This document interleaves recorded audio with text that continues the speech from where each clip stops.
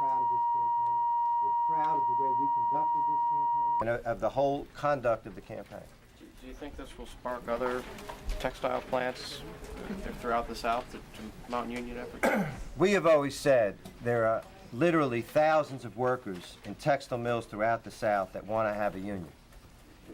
The only question for us is, we don't decide when those people get to have a union campaign. They decide that. The reality in this country is, the reality in the Carolinas is, if you want to have a union in a textile mill, you're going to have to put up with a massive onslaught by the company. You're going to have to put your job on the line. You're going to have to fight back. You're going to have to stand up to the supervision. You're going to have to stand up to very expensive orchestrated campaigns. And unfortunately, that's the reality. And we tell textile workers every day that if you want a union, that's what you're going to have to be prepared to stand up to. The Fieldcrest Cannon workers know it. They've been through it now several times. If you want to win, you're going to have to be able to overcome that.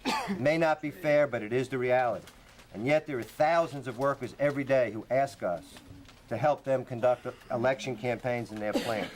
When we feel that those workers in a particular plant are ready, then we will respond. We don't make that decision. The workers in these plants make that decision. What recourse will these workers have if they're intimidated when they go back to work tomorrow, next week? They have recourse under the National Labor Relations Act. Threats and intimidation are illegal conduct. We will file charges against this company with the National Labor Relations Board over threats that are made today, tomorrow, the next day, next week. And we'll continue to try to make this company understand that people have rights and that they've got to learn to allow these people to have the rights. They've got to abide by the law. This company is a little bit thick-headed, but we think that they've got the ability to learn.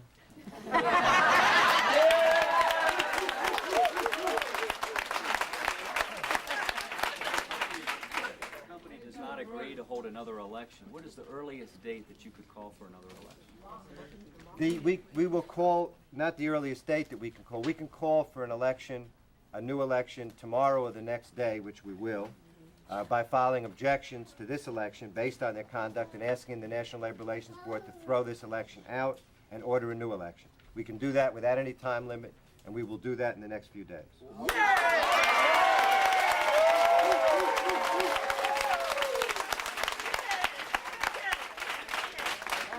What's the timetable of that process? That's a court process, and unfortunately, as with any court process, it can be very time-consuming, and only the court and the hearing process can know precisely how long it's going to take. It may take quite a bit of time. That's why we think it's in everyone's interest to see the company respond to the union's challenge, and let's get a decisive result. The people here are entitled to a decisive result. We want one. The company should want one, and that's why they should respond and not leave it up to the possibility of what happens in court and how long it takes. Because, you know, when you get a bunch of lawyers involved in anything. Are you putting them up against a deadline of any sort? Are you putting them up against a deadline of any sort? No, we expect, frankly, that the company may not accept a quick rerun of the election. We hope sincerely that they do. But we suspect that they don't want to see a decisive result, because I think that the decisive result they would see is a union victory.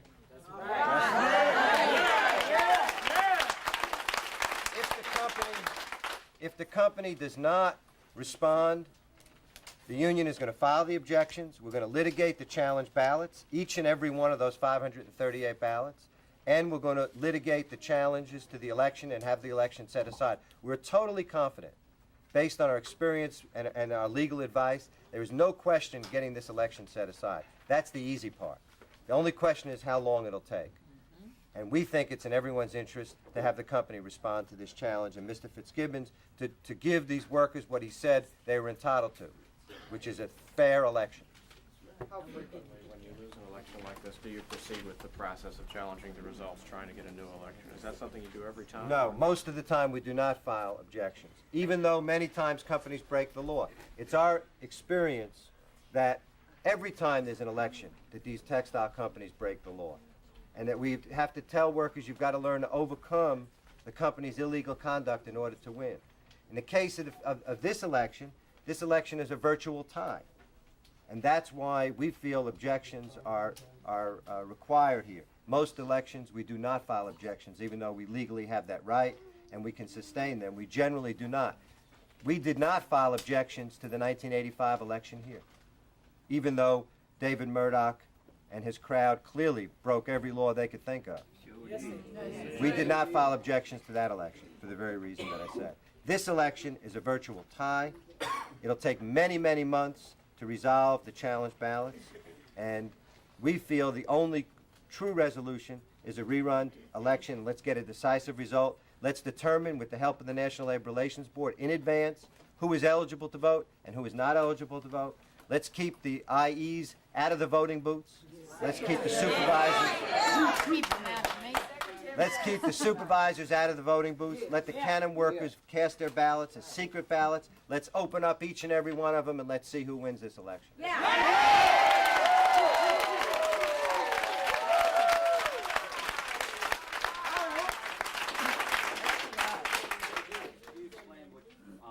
They broke the 24-hour rule. The Labor Act provides that workers are supposed to cast their ballots in what they call laboratory conditions, free of pressure and fear and last-minute tactics by either the company or the union. And what is required is that no employer, within the 24 hours before the start of the election, can introduce last-minute attacks on the other side that the union has no opportunity to answer. The union can't initiate last-minute attacks. The company's inside the plant with the supervision and the access to the workers 8 or, in this case, 12 hours a day.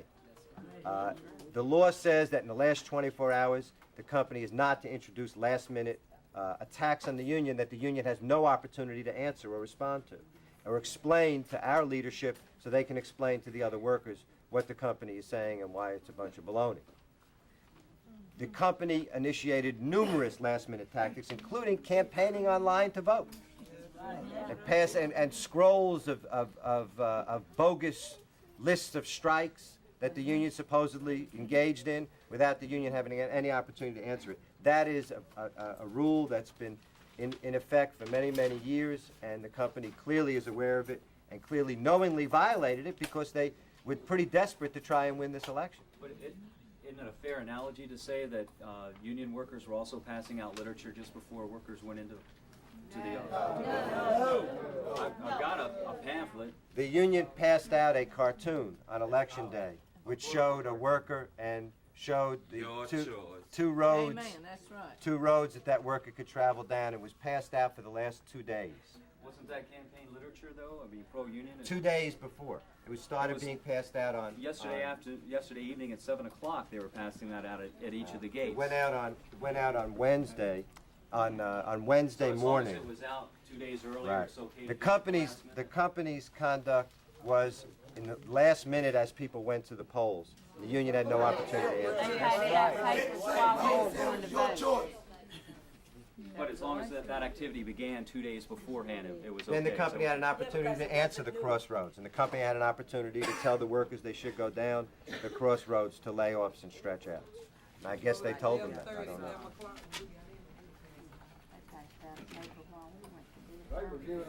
Other questions? So when they go on the polls. When you say you're going to challenge the 538 ballots, they say they're sealed ballots. Not challenge them. We will litigate each and every one of them. That means that the union the union and the company will have to go before the labor board and argue which of these 538 people are eligible to vote and who is not. But what made that figure an arbitrary figure? I mean, what gave you the evidence or the? We saw the actual ballots. Some people were challenged by the labor board, some people were challenged by the company, and some people were challenged by the union, based on, I guess, the various parties' knowledge of who the voter was. The company left some people who were workers off the list. They were challenged by the labor board. Those ballots should be counted. Those are eligible voters. That's all going to have to be determined in litigation. We will argue our position on each and every individual voter, and once the labor board makes a decision, then they will open the ballots one by one. That's what makes that process of deciding the results of this election such a lengthy process. And that's why we feel the the fair thing to do, the right thing to do, is let's determine who's eligible and let's have another election quickly and let's get a decisive result. Because this process that the law provides, it's the only one available to either party, the company or the union, is a very lengthy process. I want to thank everybody for coming here today. And we'll win.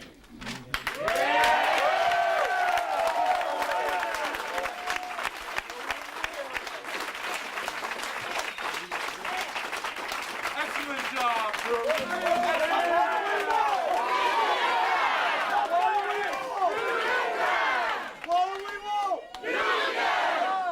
What time is it? Union time! What time is it? Union time! What time is it? Union time!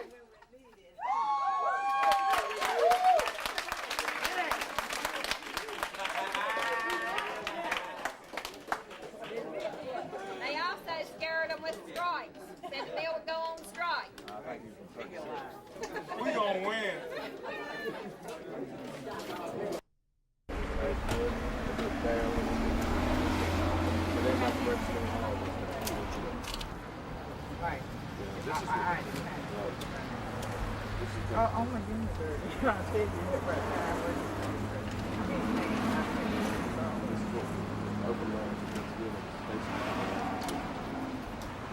Oh, you want, it's right, you get, you want can it. have that. Thank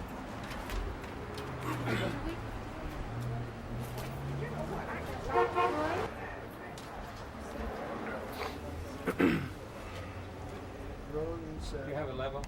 No, please talk. Need me to talk a little bit? Yeah. Beautiful day today, and even though it's cloudy, it's cool. And that's what we need. And I'm hoarse today, of course, from all the shouting yesterday. So, talking nonstop for a week, you tend to get hoarse. All right, Peter. Steve, okay. All right, tell us about your feelings about the morning. About the morning, at this point in time, well, at this point in time after the election last night, everybody's upbeat. I'm upbeat. I'm not. This, you know, this is not a defeat in any way. The people are pumped up, and when we started this campaign, we was at the bottom of the hill, and now we've charged the hill, and now we're all at the top of the hill, and we're gonna fight for even ground at that point, because the odds are stacked against you so much when you start a campaign like this. And right now we're all equal. We're standing at the top of the hill, and we're gonna fight them over the top. Excuse me, I'm getting, it's a little distorted. I don't know if my battery is. Okay. Yeah. Check, 1, 2. You're pinning. Rolling again. All right, sir. Could you talk about what I was just mentioning a little while ago? The history. Okay. Well, the history here is one of union at one time, and then a period where it's an anti-union atmosphere. I mean, it's a company town. The company owned the houses, they owned the streets, the buildings, the businesses. You know, they owned basically everything. And they, when a company owns a town like that, they think they own the people, and they control the flow of information. And at this point, with the history, it's I don't know what is The thing that I've been looking at a lot of pictures of the early 30s, and the thing that surprises me, and you know, just looking at that crowd as against the pictures we have of 30, Right. then there were, when you had an activity, it was mostly men, right. all white, so what? Well, now it's a different world entirely. I mean, it's mostly women and men, black and white. It has nothing to do with gender or race or nationality even. I mean, you have people. It's just the one common goal is standing together to join in a union to make changes for themselves in the workplace, and and the women are out front. You know, they're not backwards. They're not held behind or just doing the paperwork or just copying. They're on the gates. You know, they're at the houses. They're talking. They're leafleting, and I mean that's the way it ought to be because. You just say that you grew up, born and brought up in the South. Right. And tell about the changes you've seen in that. Well, I was, I'm from Virginia. First off, Fieldale, Martinsville, Virginia area, and it's a textile area in my area. It's all you have several large textile firms, and it was what's called a company town at one time. And I started in the dye house in the textile mill when I was 16, going to school and working. And nobody talked about standing up for anything. I mean, the union just was not a word that you heard. And you had I mean, anybody even whispered union, they was gone. You know, they were fired. And that has changed. You know, people aren't afraid to talk about it now, at least. They will say what they think, you know, about the union. I mean, they might not take the supervisor on one-on-one, but they will talk about it. And there's been a lot of changes. I mean, what about race? Race, you know, race has changed a lot in every aspect of our society, but especially in unions, because, you know, they're working together for the common interest. Everybody knows that if you're a worker, black and white, no matter what you feel at home now, when you're in the workplace working for a union and you're struggling to organize, everybody knows that they have the common bond of being a worker. And when you're a worker, whether you're black, white, male or female, the interest is the same. That's to get a fair wage for your labor and decent working conditions. And it doesn't matter what color you are. I mean, it just doesn't matter. How do you think you got over that? Because that's one of the biggest hurdles. I just heard it on the gates yesterday. Some of the people who are coming out with vote no on the shirts were saying, well, that most of the union is black and those Mexicans. Right. How do you get over that? Well, first off, you appeal to the common sense to start with. I don't know how you get over it, if we'll ever get over it 100%, you know, we won't. But you deal with a common interest. You express, or you talk to people about what, you know, if you want to be separate, you can be separate, but you're not going to get anywhere. You know, if you want to get anywhere, you've got to put that aside. And people know that. I mean, you know, people nowadays, no matter what they feel somewhere else, but when they're fighting for a union, they know they've got to pull together. And that works into their daily lives after work too, because once you work with each other, you know, your fear of each other will dissolve. And I think that's where it's gone, working together. People, blacks and whites working together, male and female, for the common interest. And once you get together like that over anything, and you learn each other and talk to each other, your fear of each other is dissolved, and you become brothers and sisters. How has that affected your union? Well, it's affected. I'm speaking of your local. Right, my local. Well, in my local, we are. Our president is black. I'm the vice president. I'm white, and we have a very good mixture of black and white. We get along good. We have dinners together. I mean, we don't just do it there. You know, we socialize together, and I don't. It was just starting to work together, and then we worked together, and then we socialized together, and now we're all friends. I mean, we all knew we had the common interests, but that common interest is what pulled us together to start with, and now we're friends. I mean, it just never comes into it anymore with us. I believe you grew up in a textile family, didn't you? Right, textile family. My mother and father both were textile workers. I grew up right at the company gate, basically. I mean, right there. I mean, when I got up in the morning and went to school, there was the textile, the mill. I mean, it was just there. I mean, I never got away from it. Did they ever talk about attempts to organize before your parents? No, they have no history of a union in my family. It was just never mentioned, and if it was not mentioned in a good light that I can remember. And you know, it was just the time. I mean, you know, they didn't know what a union stood for, and that was their biggest barrier to them. You know, they just didn't know and what it was. How do you handle that personally? That's a good question. I just deal with what I believe. But this is almost the heart of it. I know as a Southerner, I've had to do the same thing. There's certain Right. things I just don't talk with my sister about it. Right. So I just want to get that. Right. You just don't talk about it. I mean, if you know, I have brothers and sisters that now, since I've become active in the union and organizing, that I have influenced, and they see it, and they have a different view on unions because they were never exposed to it, just like I wasn't growing up. I mean, I lived outside the gate. Nobody ever talked about the union. The union, there was never an organizing attempt at that mill that I remember when I was growing up, and there was just no history of it, no information on it. You know, so you don't know what you don't learn about or have any exposure to. You just don't know anything about until you're exposed to it. And now they're not anti-union at all. You know, they're pro-union. But as far as the area is still not a union area. We have unions now, and we have a textile workers union, ACTWU, in the area. But the majority of textile workers in the area are not union, and they still do not understand. Now, one final question as soon as this fellow goes. Where will this car go? Judy may watch and ask me something else. She is. Are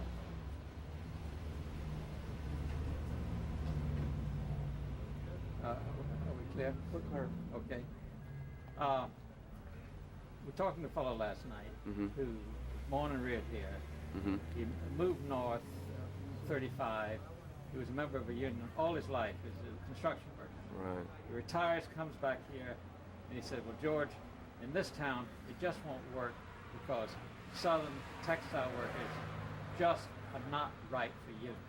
What do you say about that? I say that's crazy. Well, just Yeah. tell me what I Yeah. said. Well, you know, people who say that the South isn't right for unions or the Southerners just won't stick together, they just don't understand. That's bull. I mean, the Southerners are just like workers anywhere. Once they understand, I mean, what a union is and what it can mean in their lives, they're going to go for it just like any other worker anywhere in the world would, no matter where they're from, what nationality, here, north, east, because especially workers in the South.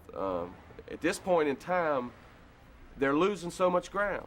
They're losing wages, workload is doubling. I mean, so many things are changing in their work life, and most of it is working against them. And, you know, you can be stepped on so much that sooner or later, you're going to try anything for a change. You know, even whether you understand it or not, you're going to say that, well, it might work. Let's try it. And I think at this point in time, Southerners have been so stepped on that all we have to do is educate them to what a union means in their lives and what it can mean to their children. I mean, not just their work life, but their family life and the health and safety that, I mean, Southerners aren't stupid. I mean, contrary to what some people believe, just because we talk a little strange, we're not stupid people. We're workers and we're not afraid. You know, we're not afraid of the companies. We just need to be educated. Education is the key. And overcoming the control of the media that some companies they exercise in the areas like this one. You know, the papers and all sometimes aren't necessarily, you know, they claim to be independent, but when you're in a company town that owns maybe the building you're in and you rent, you know, and the advertisement, you say what the company wants you to say, and we've got to overcome that, you know, through our own media efforts, our own educational system, be it papers, film, or whatever. That's the key, to me.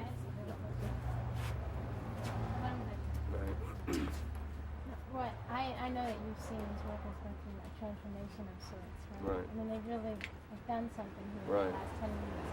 Can you talk about that as an organizer, what you've seen and how proud you are, and what people are trying to do and really challenge a lot of this, let's say, the stereotypes that you've just been trying to counter? Well, I've been here for in this town on this organizing drive with Cannon Mills, Fifthcrest Cannon Mills, for the last 9 or 10 weeks. I think it's 10 weeks.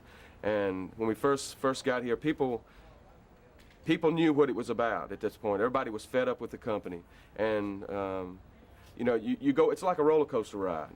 When something goes on 10 weeks, you're up and down, and people were ready for the union. They're still ready for the union. The company, you know, the odds were stacked against the workers from the start. It's always stacked against the workers. We know that. All Southern workers know that. But we overcome that to the point that we're on a level ground with them now. We started at the bottom of the hill here, which means the company was at the top of the hill with the fence. And we started at the bottom of the ground educating, talking to, and the workers did it here. You know, the organizers, even though I'm an organizer, and I would love to say the organizers did it. You know, it was through our efforts, our talking to them that inspired the people to stand up, but they were inspired before we got here. They were fed up. They knew at this point, at that point in their life, that nothing was getting better. They was going backwards from what they had gained just a few years ago, you know, what they had. And they were ready to talk union. And they talked union. And now the election, you know, we had the election yesterday, and it was basically a 50-50 draw at this point, and which means we all work harder. You know, they work harder, we work harder. One more question. We've been looking at a lot of the footage of the earlier attempts here, particularly in '34. Right. And it's all violence. Right. I have been here for several days now. I haven't even seen a beer bottle around. Right. here. This. How have you managed that kind of discipline? Could you talk about the discipline? Well, the discipline to keep. I mean, you get angry. You get so angry at times, to you know, at the company, at workers who just don't understand, who slam the door in your face. You know, but the key, you have to be polite at all times. You don't let your emotions run away with you. You got to remember that if you get angry with somebody and they feel that anger, you lose them immediately, no matter what you've got to say. So you just keep yourself in control. You just, first off, I mean, you got to look at it from their perspective. I mean, here you are, you know, organizer knocking on somebody's door or talking to them, and they don't know what a union person is. The company's been telling them we're violent people. We're here just to stir up trouble. We all got baseball bats in our car, just willing to jump on non-union people. So you know, they see us when we knock on the door from that perspective. So we have to be the exact opposite of that. We have to talk to them and smile to them and keep ourselves under control, because this is what we believe. You know, I believe in this with all my heart, that the workers have to organize here. They need a union. And if I let myself get angry at the very people I'm trying to help, I can't get my foot in the door. They're not going to listen to me any way, shape, or form. I mean, I'm just somebody, they're going to slam the door and say, go, you know, get off my property. Okay? Hey, yeah. Yeah. Do you want to, and I know this has been a very emotional time. Right. And I know you're probably feeling a lot of things. Is there something you want to say that you want to say to these workers? I just want to say these workers who are looking at the papers this morning, the media saying the union loses, apparently loses. One sec. This is real noisy. Okay, go. You know, the media saying the unions. Start again. What do you want? Sorry.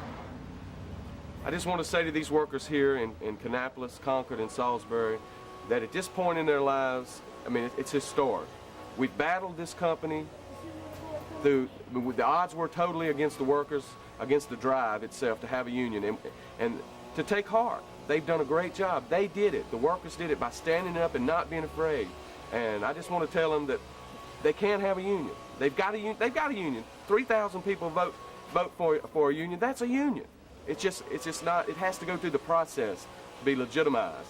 You know, it has to be recognized. They have to recognize themselves as a union, and they're doing that here. You know, this union hall's been full all morning, and you don't have a union hall full of workers that don't think they're union. When they're here, they know they're union, and just take heart. And nothing worthwhile in life is easy. You have to fight for it.